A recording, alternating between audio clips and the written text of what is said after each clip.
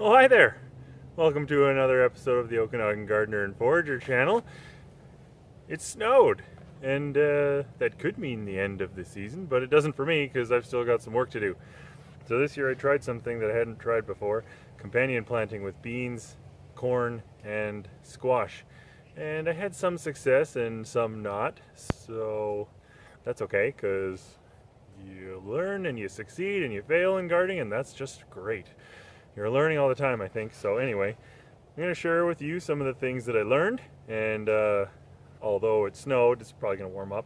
I've still got work to do to get the garden, the garden ready for next year. So I'll show you what I learned.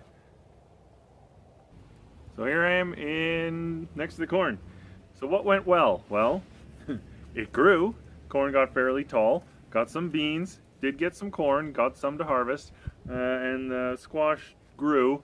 Didn't really produce. So what went wrong? Well, you can't really tell right now because it's a little late.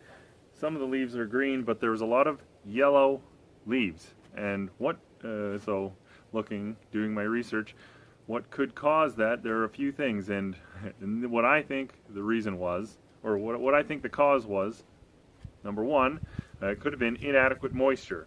And the corn that we tried it grew, but it did taste a little mealy, which is a sign that it could be inadequate moisture. And there's a couple of reasons for that. It gets very hot and dry in the summer, but for various reasons we weren't here in the summer. We had to move out for a time, and so the corn didn't get watered as regularly as it should have.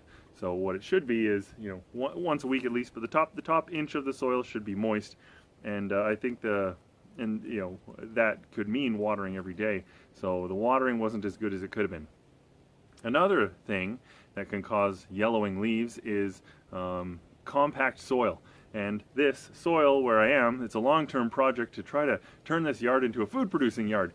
And what was here was a patch of ivy and a lot of very heavy clay soil. So I broke it up and I added a lot of compost, and I think it made it better, but there's more to go. So it's a long-term project to make the soil better. So that can be another cause for yellowing leaves. And another one, which is kind of related to that, is poor nutrient uptake, particularly nitrogen. Corn is a grass, and it needs a lot of nitrogen. And it could be that the soil itself maybe didn't have enough nitrogen in it and enough nutrients in it, but also in a combination with the soil being too compact, maybe the roots couldn't get in to get the nutrients as much as they would have liked. So what else happened? Well, I got some beans, and you can see a little bit how the beans were climbing up the corn. Maybe what I would have liked to have done is had the corn start earlier. But anyways, part of the idea with the companion planting, the Three Sisters, is you plant the beans next to the corn, and the beans take nitrogen from the air and put it into the soil, which is true. Beans do that, but does it actually feed the corn? So this is something that there's some disagreement on. But as far as I can tell, it does take nitrogen from the air and put it into the soil, but it probably doesn't benefit the corn or whatever other plant that year. And how it works is there's a symbiotic relationship between there's some bacteria, rhyzobia, and the beans, and it takes the atmospheric nitrogen and puts it into the ground, and it makes these little nodules. I was going to show you some in some of the other beans I pulled out, but I lost them. Anyway, so how does it work though? It doesn't seem like it works for the same year. What it is it would be, you have to leave it in the ground, and then it'll feed for future generations of plants.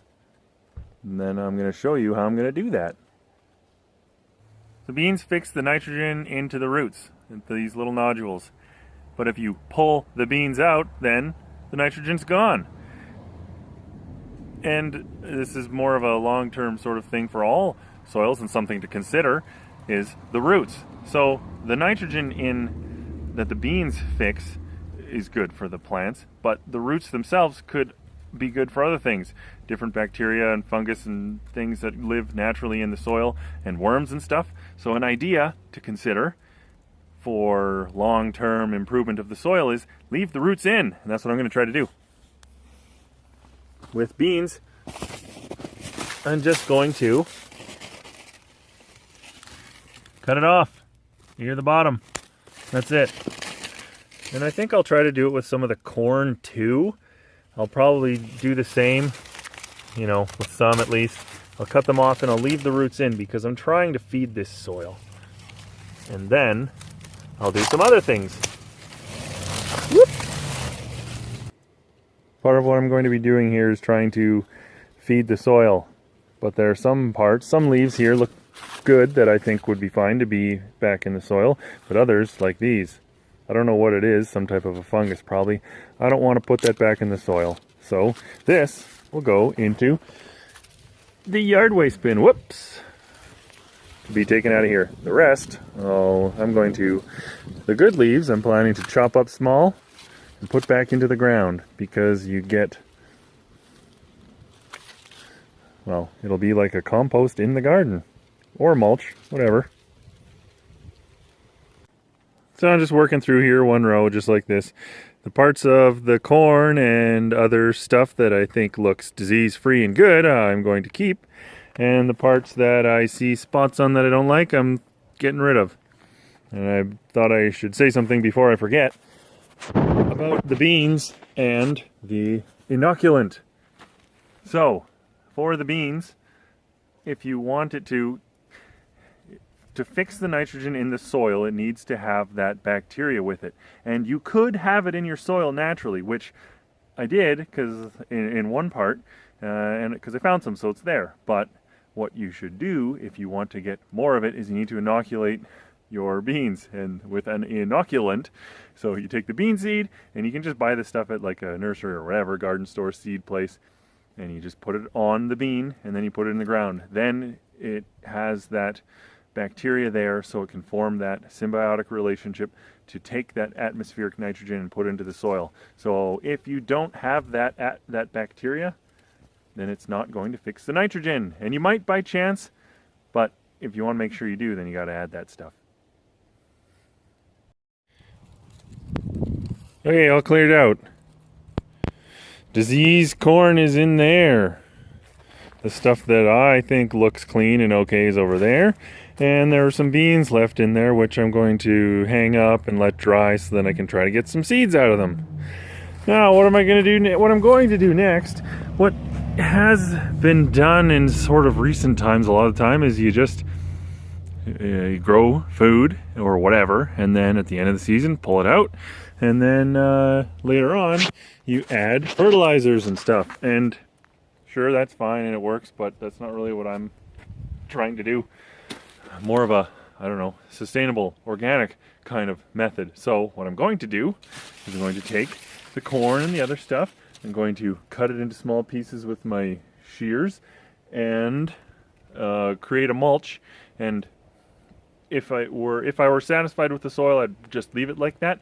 But what I'm going to do is I'm going to cut up the organic matter, put it in. I'll probably take some more compost, but like I was talking about earlier about the soil being too compacted, I'm going to use the garden fork and break it up some more. So hopefully this will keep building the soil.